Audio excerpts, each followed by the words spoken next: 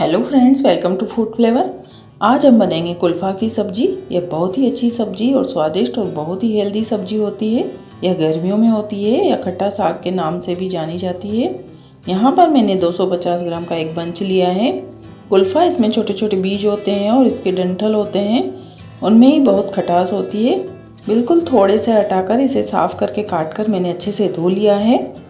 यहाँ पर मैंने लिए हैं 2 कटे हुए टमाटर, 2 हरी मिर्च, 2 बड़े प्याज, इसे भी काट लिया है, और 1 कटोरी चना दाल, नॉर्मल 1 कटोरी, जैसे लगभग 100 ग्राम। इसे धोकर भिगो देंगे लगभग 15 मिनट तक। और अब गैस पर कुकर रखेंगे और इसमें डालेंगे 1 बड़ा चम्मच किचन ऑयल।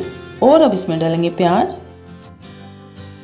प्याज को सुनहरा होने तक पकाना है, ज़्यादा लाल नहीं करना है। प्याज पिंक सा हो गया है। अब हम इसमें डालेंगे कुल्फ़ा और साथ ही डालेंगे इसमें चना दाल और इसे कुछ सेकंड के लिए चला लेंगे। चना दाल से इस सब्जी का बहुत ही ज़बरदस्त टेस्ट आता है। और अब हम इसमें डालेंगे मसाले। बेसिक सिंपल मसाले डालने हैं।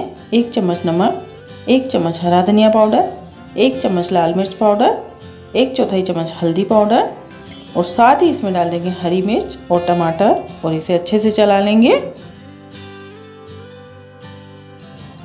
अब हम इसमें सब कुछ डाल चुके हैं, थोड़ा सा घुमाना है। अब हम इसमें डालेंगे पानी, 1 गिलास या सवा गिलास पानी, क्योंकि यह जो साग है ना अपना पानी भी छोड़ता है, टमाटर भी प्याज भी। बस ये डूब जाए पानी में, इतना डालना है। अब हम इसमें 2 विसल लगाएंगे और 5-7 मिनट के लिए स्लो फ्लेम पर पकाएंगे। अब हमारा प्रेशर कुकर ठंडा हो गया है। अब हम इसको दाल घोटने से कुल्फ़े को घोटेंगे। इस तरह से घोटेंगे कि जो भी हमने डाला है सब एक समान हो जाए। अब हम इसमें डालेंगे थोड़ा सा सूखा पुदीना, या आपके पास ताज़ा पुदीना हो वह थोड़ा सा 1 चम्मच जितना डाल दीजिए और इसे वापस से घोट लीजिए। पुदीना से सब्जी का टेस्ट एकदम चेंज हो जाएगा और बहुत ही ज़बरदस्त फ्लेवर आएगा। आपको पसंद हो तो डालें, वरना यह ऑप्शनल है। अभी इसमें मुझे थोड़ा सा पानी डालने की ज़रूरत लग रही है। आप भी घोटते समय पानी को कम ज़्यादा करके एडजस्ट करें। अब इसमें एक उबाल आने देंगे। उबाल आने के बाद गैस ऑफ कर देंगे। यह कुल्फ़ा की सब्ज़ी तैयार है।